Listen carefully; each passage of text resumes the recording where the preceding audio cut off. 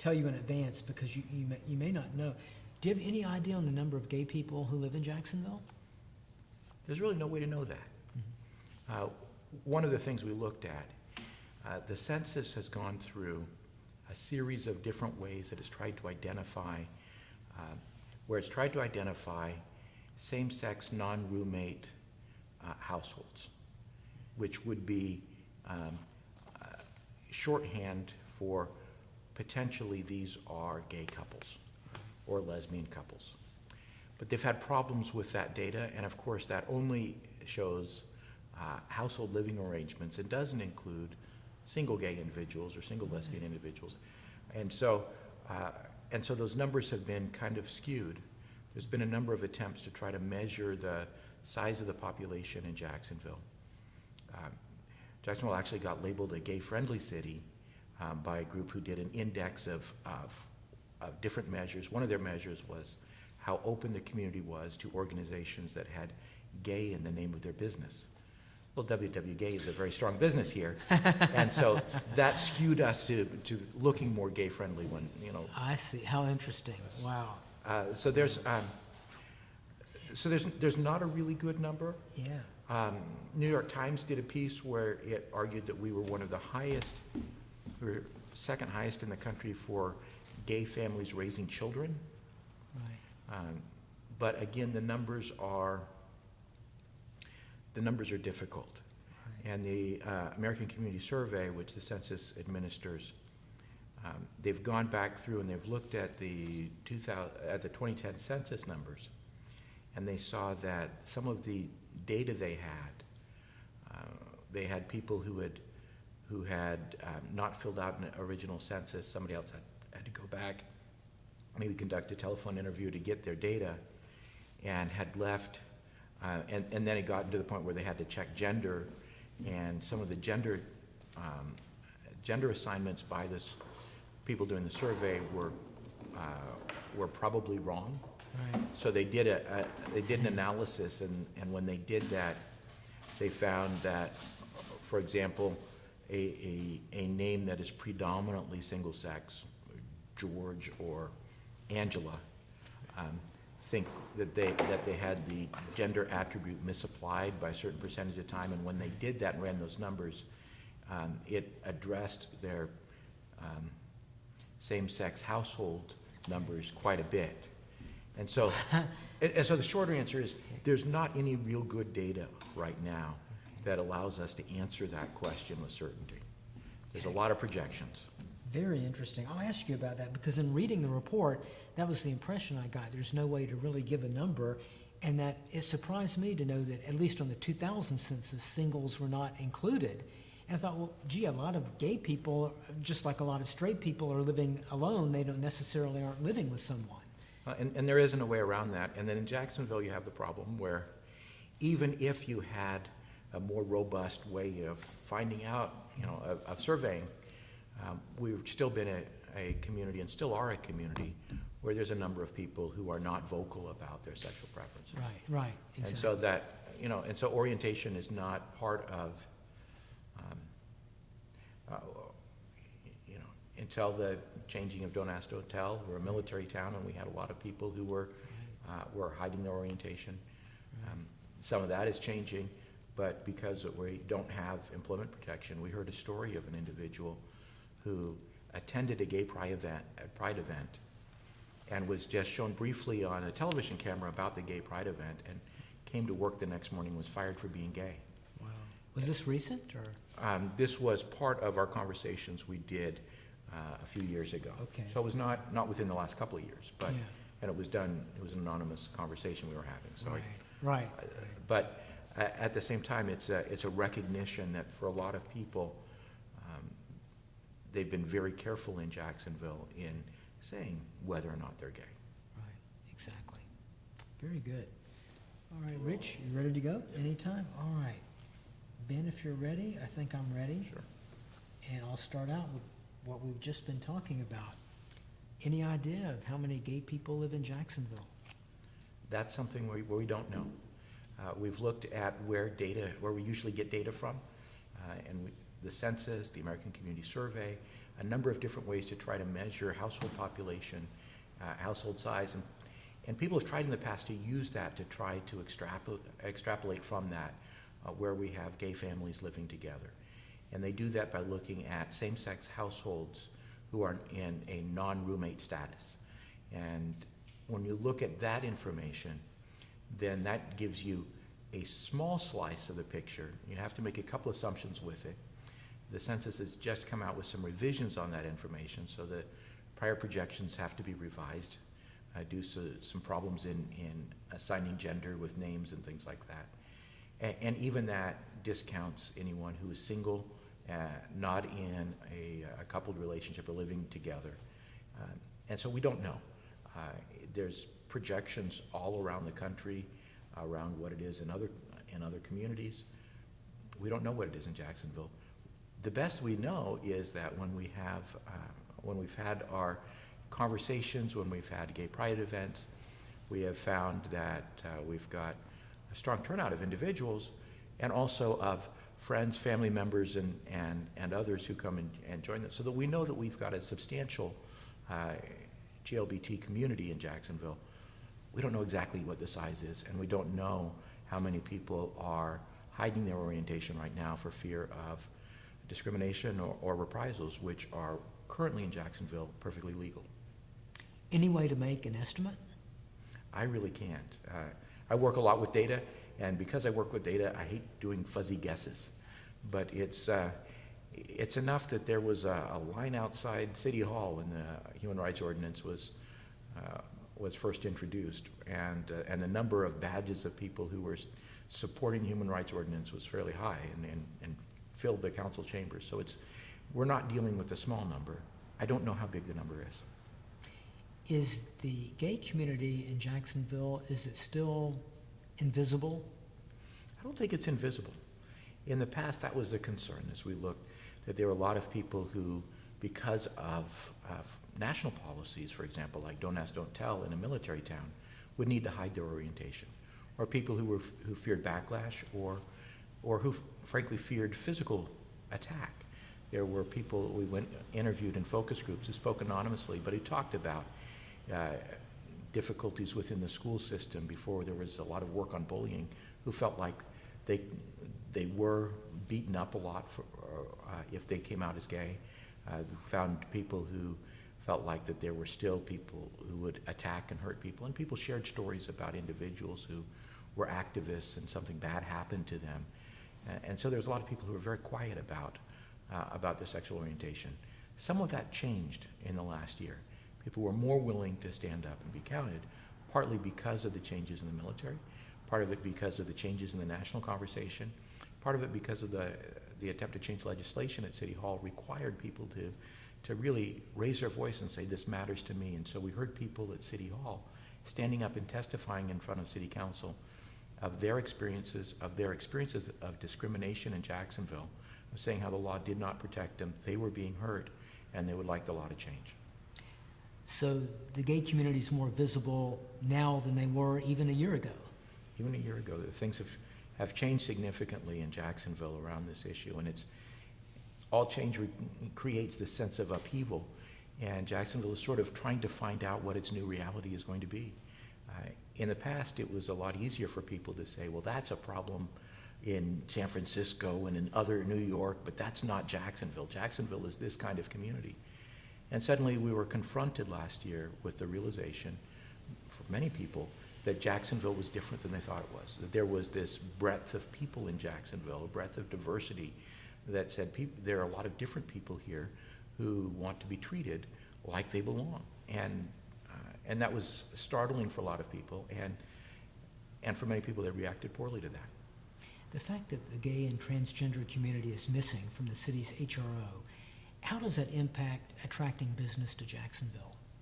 Well, one of the things that we looked at, and we've done a number of community-based studies, conversations, focus groups, research on this issue.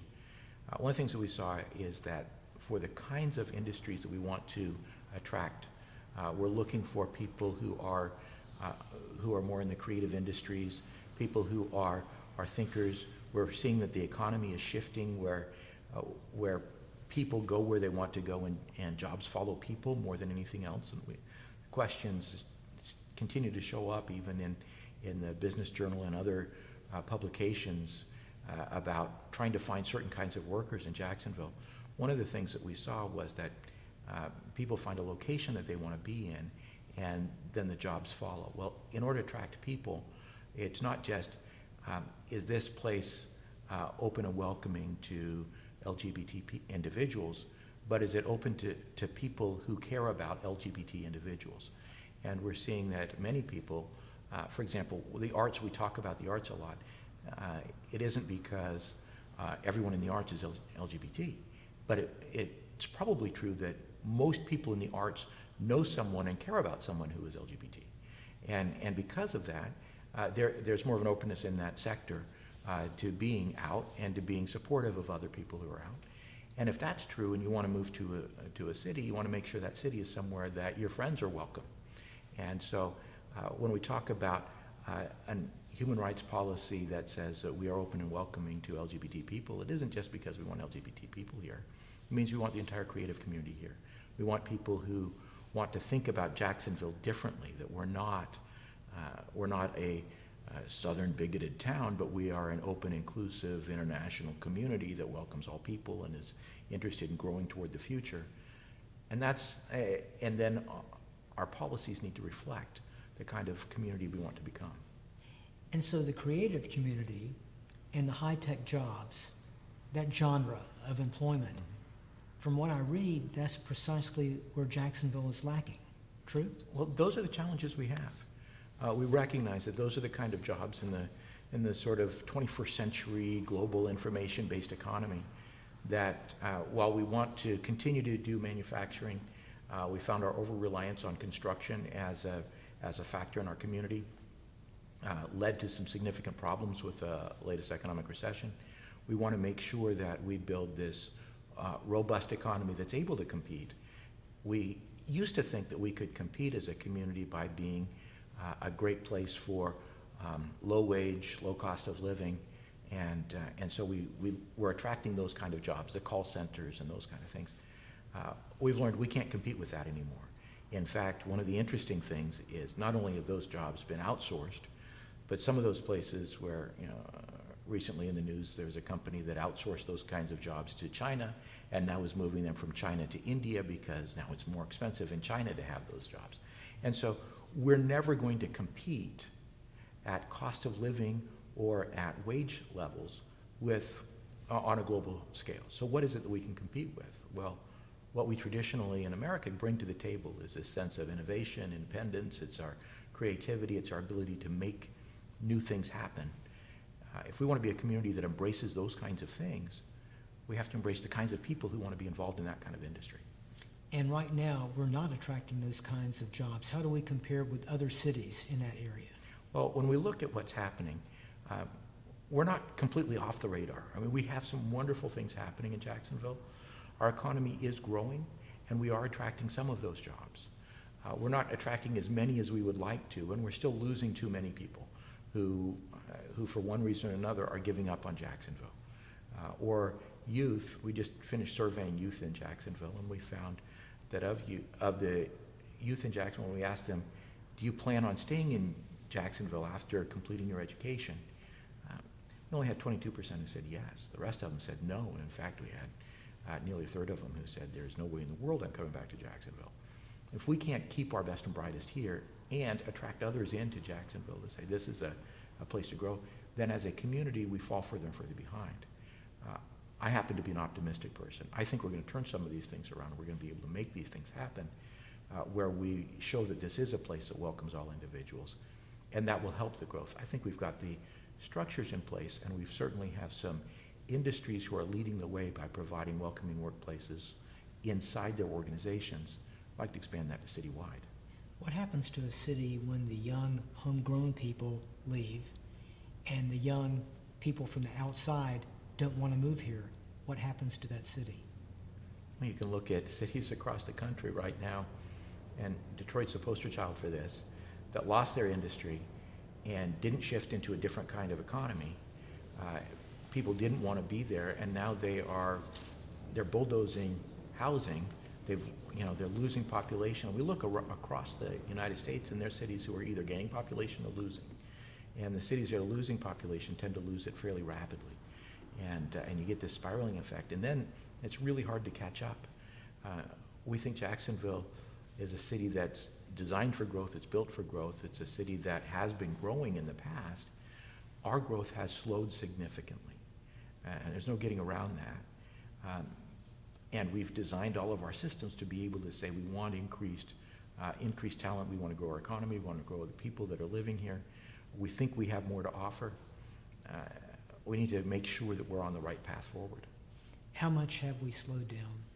Well, shortly after the recession, we went from where we were booming significantly to where we slowed to nearly a crawl. We lost population a little bit.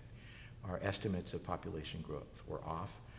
In fact, when they did the 2010 census, we found that our projections of growth were off by 35,000 people in our community, or the growth had just slowed so much more than even than people were predicting.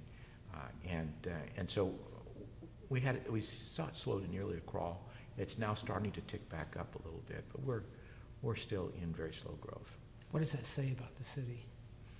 Well, it says a couple of things. We're starting to see some changes now in terms of housing and things, but for a while, what we saw was we didn't have jobs, and we weren't attracting people who said, hey, this is a great place where I want to go in and invest. I can find the employees here who are going to be able to do what I need to. It's the interesting thing, we've been able to talk with some businesses who have invested in Jacksonville. They've brought in employees, they've tried to retain some employees, but we've also seen some of those same businesses who had the opportunity to expand significantly and have had additional jobs go somewhere else. We think on net balance we're doing better than we were, but we could be doing so much better than we are. And it's those lost opportunities. It's the delta between where we are and where we could be, I think, that's really hurting. We are on an upward trend. I mean, make no bones about it, we are not going backwards as a city, but we are not yet where we could be. You mentioned the survey you took with young people, and that some of them have, as you said, given up on Jacksonville. A third said they would never come back here. Did they give you reasons why? Well, I did some focus groups with some of the youth, and I talked with a group of bright, overachieving kids who were part of a program that you had to test your way into, and so this was a leadership program for great kids.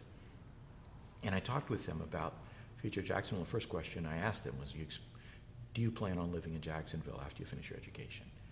And nobody raised their hand. I said, well, maybe you're just shy.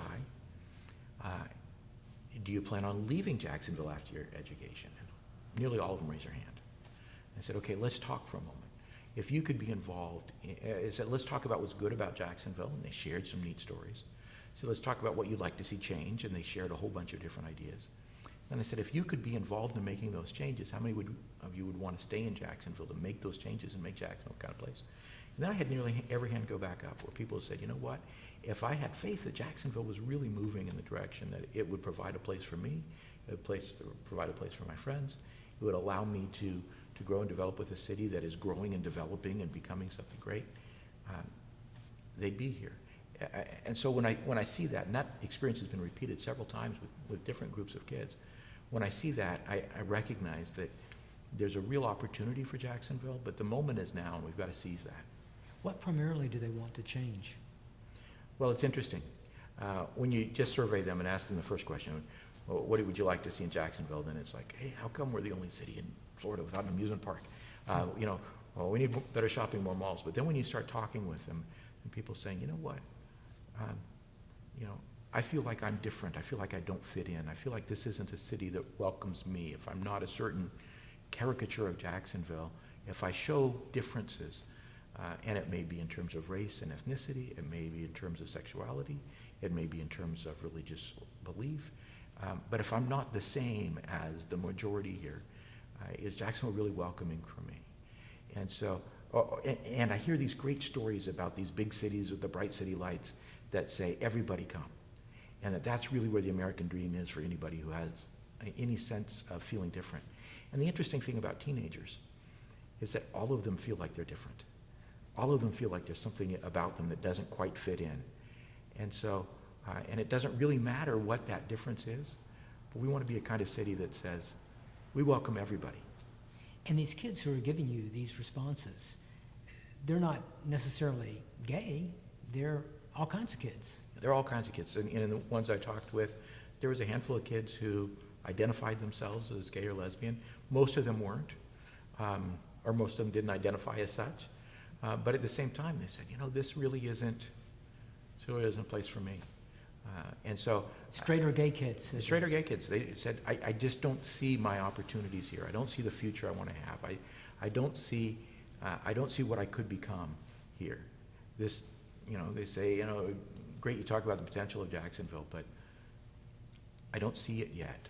And what I see is in other cities, and the sort of sense of what other cities are just seems so much more alluring. It seems like that there are opportunities there that I can't find here. And we're trying to turn that around and show them where the opportunities are here, and also make the changes in Jacksonville to create the kind of place that they can connect to.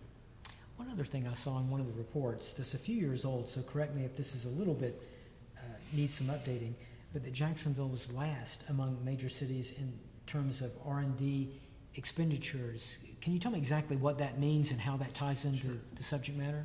Jacksonville has some challenges around areas like venture capital, around areas like developments of new patents, which is a sign of R&D activity, and in funding for our R&D activity.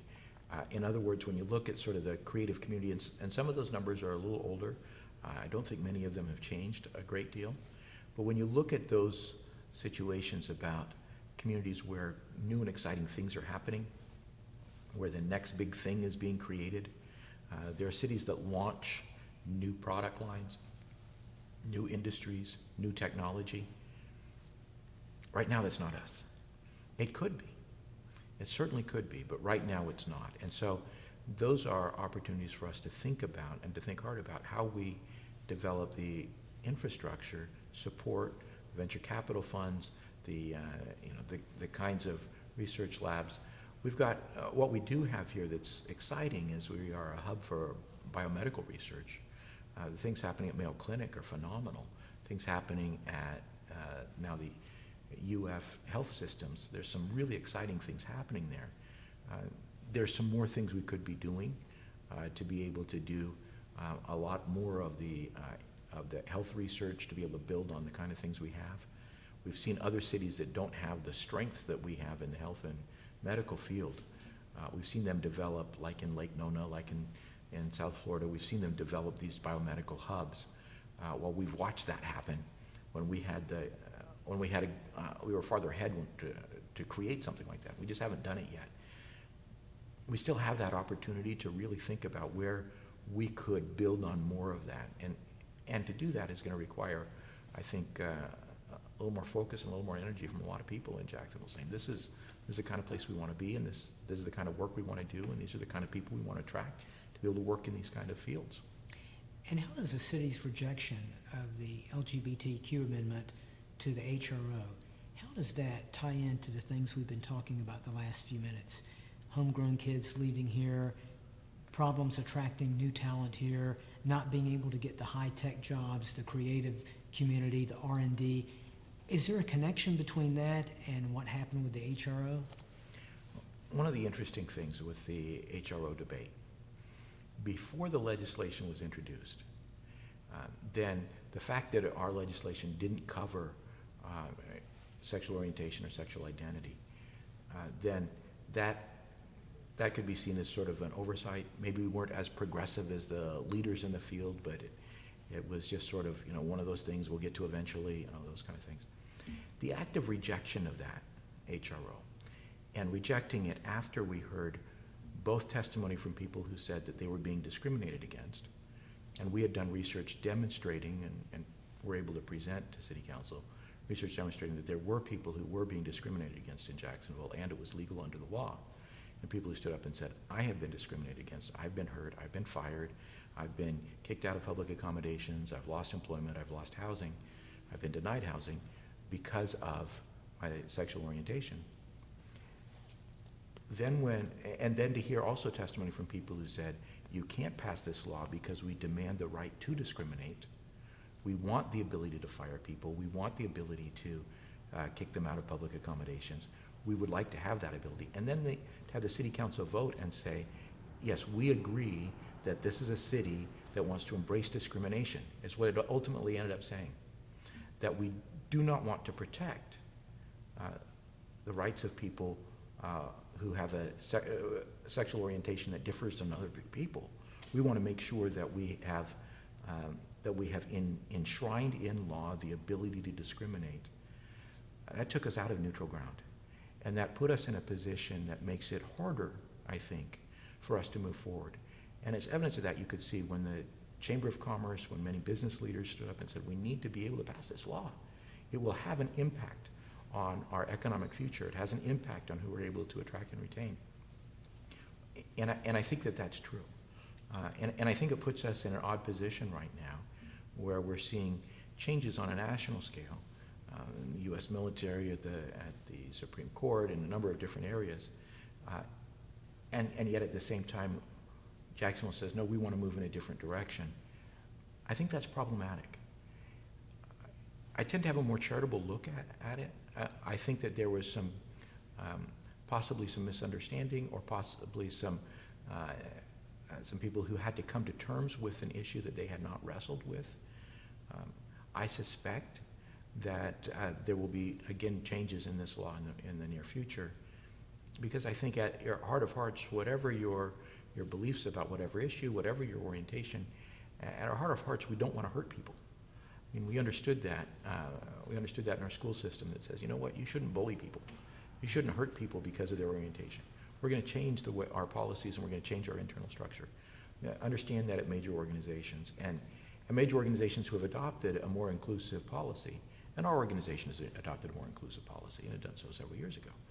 But to do that, you say, you know what, in adopting that has not created, we haven't created problems. We haven't made the workplace uncomfortable for everybody else. We've just made it, you change the policy, and then suddenly you realize that things continue to move on forward, and the difference is people are smiling, and maybe somebody puts a family photo on their desk that didn't have a family photo on their desk anymore prior to that. So it's one of those opportunities, I think, that Jacksonville still has a chance to get it right.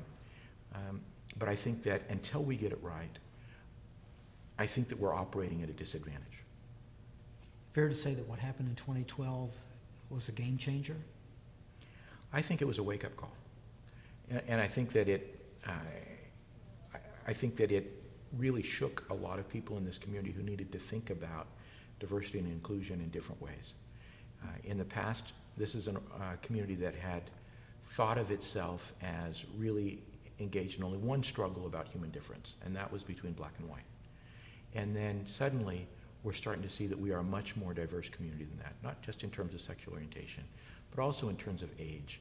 We're an aging community, and what does that mean?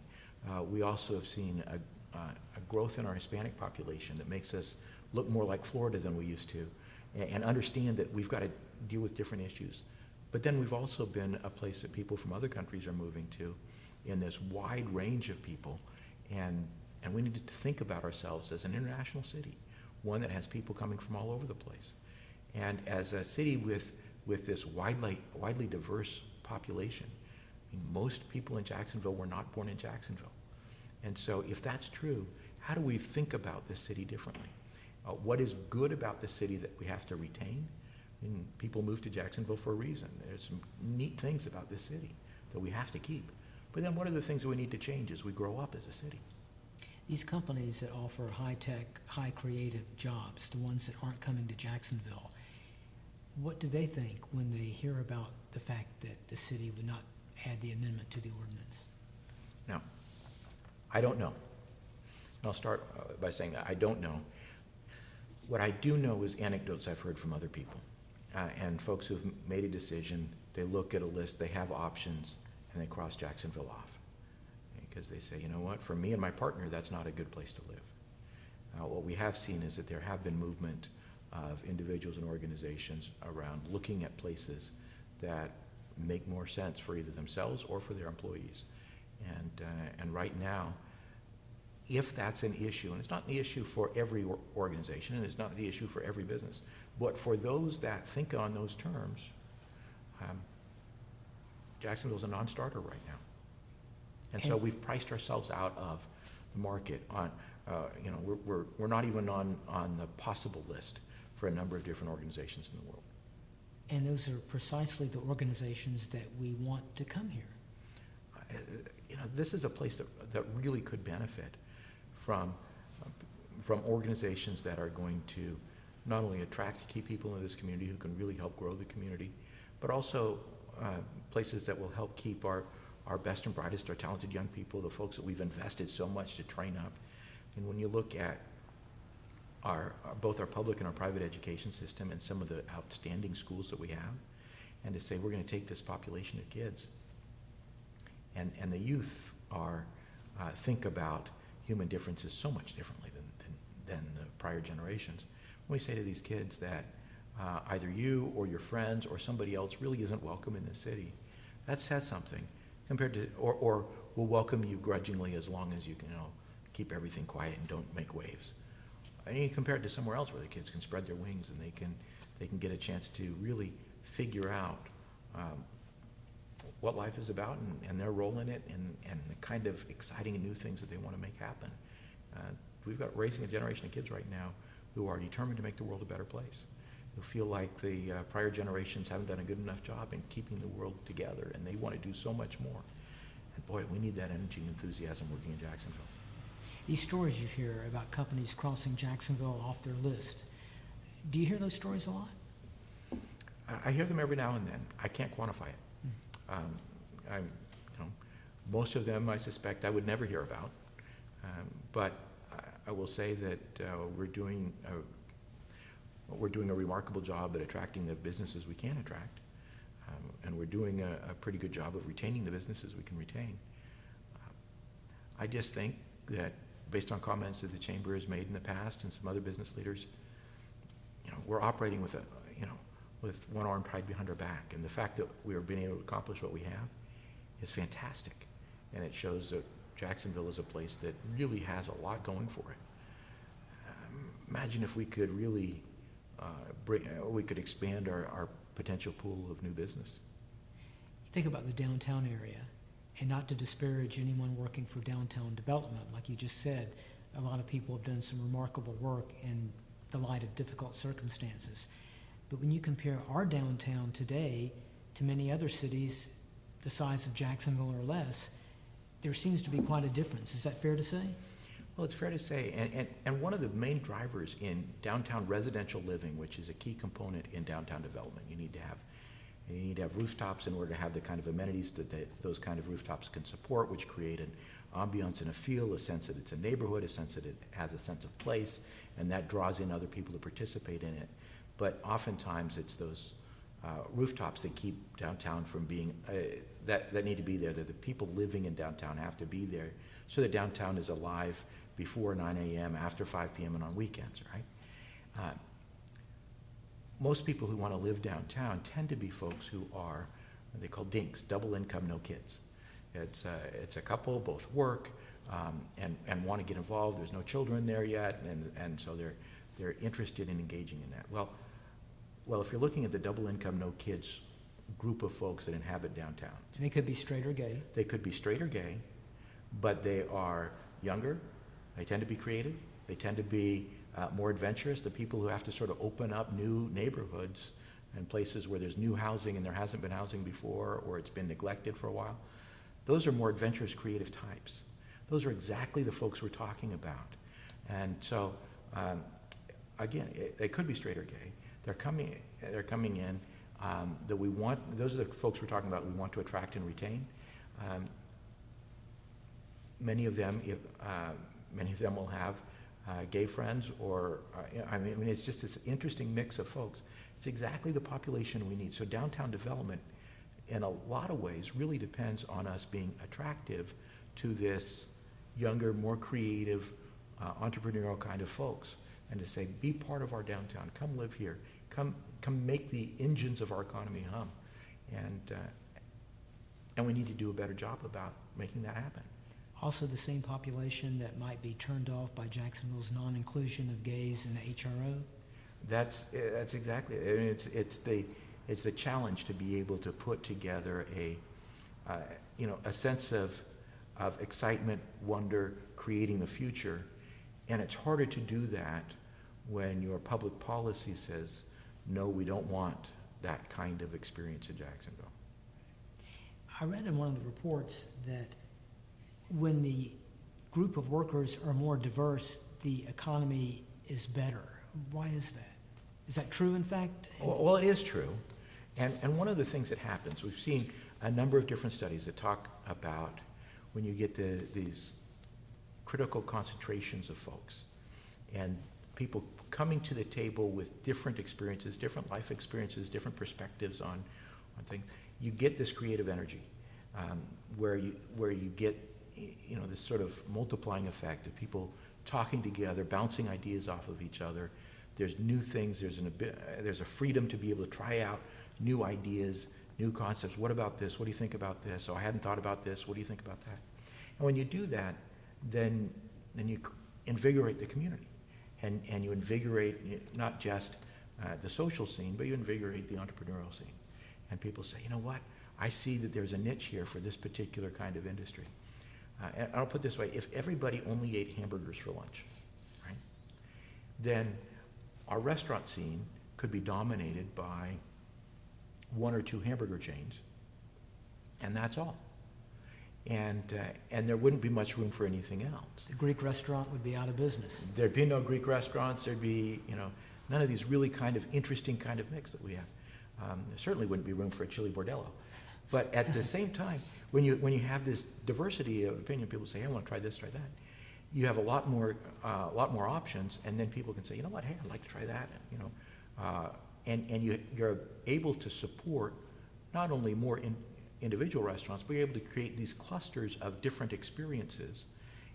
And that creates a destination where people say, hey, let's go here. Well, what do we want to have lunch? What do we want to have today for lunch? I don't know. Let's go here and then decide. And then you start bringing in people who go to a particular place, can choose what they want to eat. It's different, it's new and exciting. And if you had to eat hamburgers every day, pretty soon you're just bringing peanut butter and jelly. And it's this opportunity, and you see that and I've oversimplified by a great deal, but that's what happens when you bring people with different experiences and backgrounds can think about it. In marketing, they can think about different ways to market. In sharing stories, they can think about different audiences to share those stories to, and the stories become richer, the stories become more complex. They become a different way of thinking about different things, and so because of that, you're able to find new markets. The exciting thing is that we are becoming this much more interconnected global marketplace. And if we're going to compete on a global marketplace with our goods and services, I mean, we're a port logistics town. We ought to be producing a lot more that we can export. But to become that kind of a place, we need to be able to learn how to speak multiple languages of ideas. How are we going to be able to market to different kinds of people? And all of that means that we need to get a lot more understanding and working together in areas of human difference. The more we can figure out that we're different and that difference is all right, and so how do we figure out how to market to people differently, the better we're going to be able to compete in the world. And when we say it's okay to fire someone because they're gay, we're starting from a pretty low place, aren't we? It challenges things. I mean, it challenges things. It says that, difference is okay as long as difference is in this narrow box. And difference outside that box is not okay, and we're going to react to it. And that's a problem. And it's a problem for a lot of different reasons. But one of the things is it really forces us to start classifying people into good enough to be in Jacksonville and not good enough to have full protection. And when you start saying that there's people who are not good enough to be full Jacksonvillians, then you're really turning off not only that group of people, but every other group of people who interacts with that group of people and say, you know what, if this city isn't good enough for them, why is it good enough for me? And especially, again, young people. Especially young people. And young people are impulsive, young people make quick decisions, but young people have the entire world at their fingertips. It's astonishing to me, when I was a kid, it was only that rich kid over there whose parents took on a trip to Europe as a senior graduation present, and everyone was envious. We have kids now that, through the magic of the internet and through all of these other kinds of experiences, they have friends all over the world already. And they think nothing of saying, hey, why don't we go over here? Why don't we go over here? I have a son who was given a legitimate job offer to go work in Finland while he was a sophomore in high school. I mean, it's this crazy interconnected world. And so we're not just saying, hey, is Jacksonville more attractive for our young people than New York is? Or is Jacksonville more attractive than Atlanta? We're saying, is Jacksonville more attractive than Paris or Oslo or Hong Kong? And kids are moving all over the world now. And when they do that and start seeing that the world is made of complex, different people, then they get a little irritated with those of us who are still stuck putting people in boxes and saying, this box is the okay box and this is the not okay box. Explain the gay index for me. What is that, and where is Jacksonville in that? That's some work that was done by Richard Florida, who is who likes to think about cities, and he's done some work, and that was some of his preliminary work. And there's been a lot of debate about what it is, but what he did is he tried to identify indicators that he could use to be able to measure the sense of the creativity of a community. And one of those was the gay index, which is how measuring the percentage of the population that was gay or the percentage of the population that was welcoming to gay individuals. And as a metric, he was arguing that cities that were doing well, and this was pre-recession work, but cities that were doing well pre-recession were those cities that had a couple of things going for them, and one of them was this openness, this creativity, this ability to welcome in. And overall creativity and overall sense of inclusion could be measured by saying, if you're inclusive of LGBT individuals, then you're probably inclusive of everybody else. And that tended to hold true for many of the cities he looked at. Now, there's been additional work since then, and Richard Florida continues to push the envelope on the kind of things it looks like. And for many cities now, so many cities have inclusive LGBT policies that that's no longer necessarily a defining characteristic. I mean, it's sort of an expected characteristic. There's only a few cities that don't. And so he's also looking at a few other ways of looking at how communities function. So when you look at it in Jacksonville, the numbers are a little funny, and I'm not sure what the numbers would look like today. Again, I'm a little skeptical about some of the data that's being used to calculate the percentage of your population who self-identify as LGBT, because I think that we have not done a good job in not only quantifying it, but also that there are regional variances in who is willing to self-identify that make it a little more difficult. Gotcha. JCCI did a survey where you asked people in Jacksonville what they thought about denying housing to gays, denying jobs to gays because they are gay. What were the results of that survey? I think that survey was conducted by UNF. Oh, okay. That was not our survey. Okay, all right. I will look What we that- did is a series of focus groups around with individuals who, where we asked them, have you personally experienced these kind of things? But it was not a survey. It was, did that in focus groups so that we could allow people to share their experiences and to explore a little further to understand those experiences. So you don't have any figures regarding a poll or survey taken of Jacksonville citizens asking them that question about?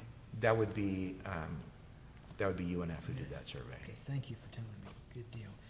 Most Fortune 500 companies have policies in place that prohibit sexual discrimination. Mm-hmm. What's the likelihood, do you think, in your estimation, that these people would look favorably upon moving to Jacksonville, knowing where we stand on the HRO right now? Well, we have a number of very large companies who have policies outlawing any kind of discrimination based on sexual orientation. We have those companies here in Jacksonville already. They operate here, and we've got some great companies that are working on some of those issues. We don't know the implications right now of the vote on the HRO, mainly because it's so new, and mainly it's because it's happening at such a time of transition in the United States and in Jacksonville. This is a sort of inflection point where we're emerging from a recession, and across the United States, there's different cities that are emerging as winners and losers, some that we didn't anticipate. I mean, who thought North Dakota would be an economic powerhouse? But at the same time, we're not sure what the long-term effects are going to be. And I tend to believe that this is sort of a hiccup in a road toward more openness in Jacksonville. In 2009, I think you guys did a survey. Maybe this was the focus groups, perhaps, but this was reporting discrimination in the workplace among GLBT people. What were the results on that? Now, what we did is we worked with another organization that was able to help do surveys of people at Pride events and things like that. It's people who are willing to share. They'd self-identify as LGBT, and then they would ask them, have you personally experienced these kinds of workplace discrimination, housing discrimination, things like that. So this wasn't a poll of Jacksonville as a whole. It was sort of an internal questionnaire, as it were. And what we found is that nearly half of people said that, yes, they had experienced workplace discrimination, or they were afraid of experiencing workplace discrimination if people knew really about them. And that discrimination could take the form of what? Well, everything from creating an uncomfortable work environment, belittling language, jokes and just general harassment kind of things, up to including just being fired. And so that conversation is that number is sort of a conversation starter. People who say, this is what I've experienced. It is, people who feel singled out, feel like that their experience in the workplace is different than other people's experience in the workplace because of this issue. Understanding that most people recognize that if you were directing it at someone that says, hey, I'm going to make fun of you because you're a woman, that's be inappropriate in the workplace, and that supervisor would shut that down. Or I'm going to make fun of you because you're Hispanic or you're black, or I'm going to make fun of what church you go to, or I'm going to make fun of what country your parents are from. That gets shut down. That's protected. You're not allowed to do that kind of thing.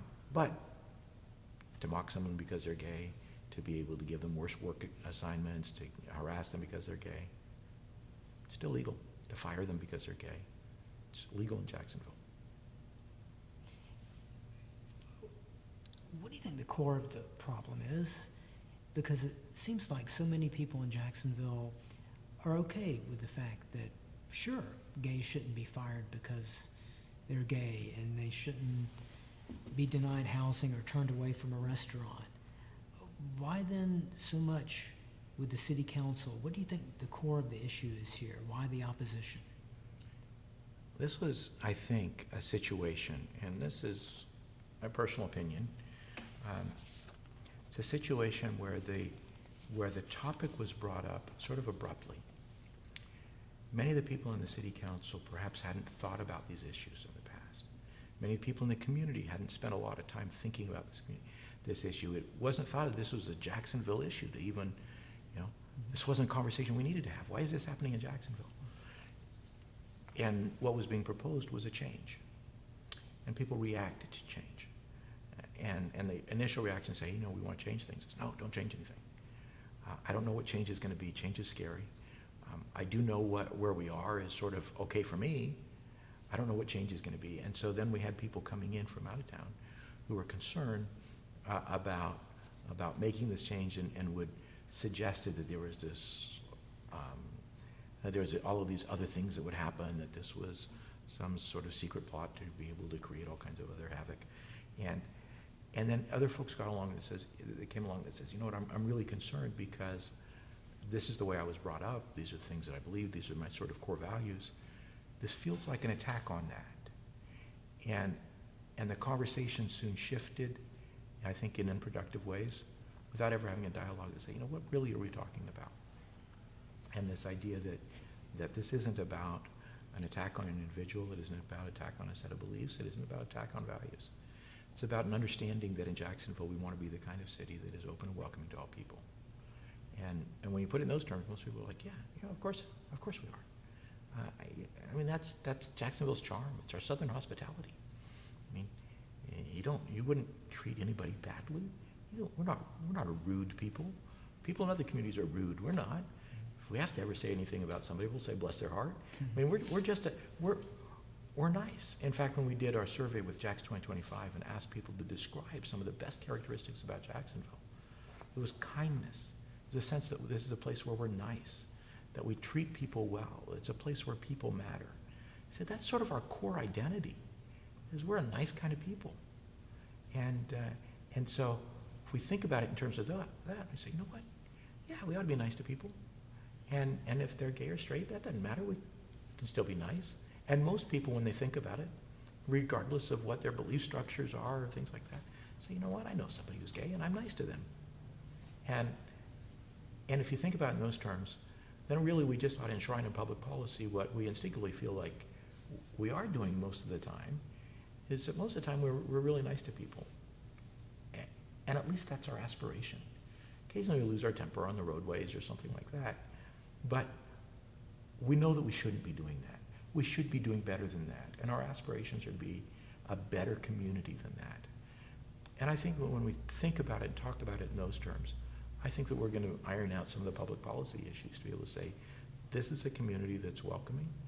This is a community that really wants to treat people well. And that's certainly how we envision how we will be in the future. Do you think we'll ever get to that level of discussion on an issue that really upsets some people? Well, I'll tell you, I think that discussion's already begun. And I think the reframing of the conversation has already happened. When we began this process called Jax 2025, where we asked people across the community to tell us about the good things in Jacksonville and the things that needed to change, we heard a lot of people talking about the Human Rights Ordinance and the sense of inclusion. And in fact, one of the top 10 areas that came out of it was this issue of diversity and inclusion. And as people talked about that, then we had heard from 14,000 people in surveys, and then we invited another 2,000 went through a process where we talked about, or came together and had these conversations about what Jacksonville could and should become. And the vision for Jacksonville is to be a diverse and inclusive kind of community. And one of the strategies that came out of that was that, you know what, we need to make sure our public policies protect everyone in our city, because that's the kind of city we want to be. So that conversation has begun, and it's happening right now as people have come together and said, you know what, this may not have been my issue.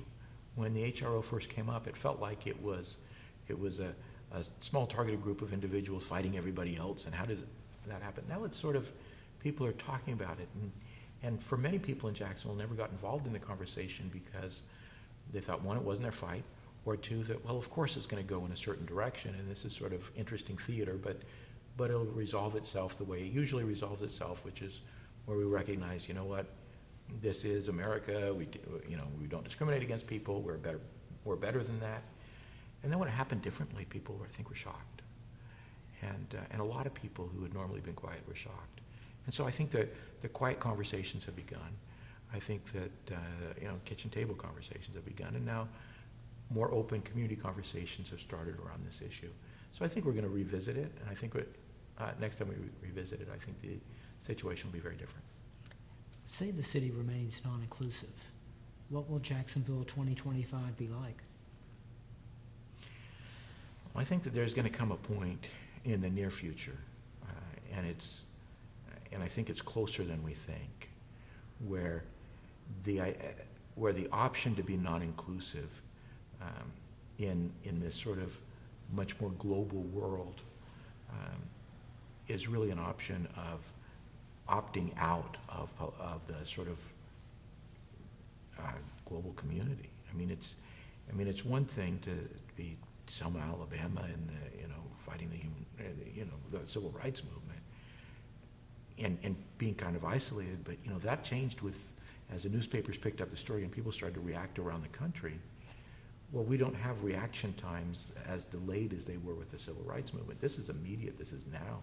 Somebody says something, it's on Twitter within 15 seconds. It's on YouTube within a minute. It's got comments and it's gone viral. And when it happens in Jacksonville, it's kind of embarrassing. And it kind of gives us a bad name. We don't want to be that city. We want to be a city where people say, you know what I like about Jacksonville, it's got this great river, it's got these wonderful beaches, it's got these great people. And these great people make me feel welcome. then make everyone feel welcome. I want to be a part of that. I think that's our story. And I think that's the way that most people, as we talk to them, that's the way they envision Jacksonville, that's the way they think about it, that's the way they feel about it. We're proud of our city. We're the kind of place where we've got this wonderful weather, we've got this wonderful environment, and it's good people. We're just good people who treat each other right. And if that's at our core, then we're going to start changing things that seem to interfere with that image of ourselves. Great, Ben. Thank you so much. Great interview. Always enjoy talking with you I very appreciate much. it. Thank you very much.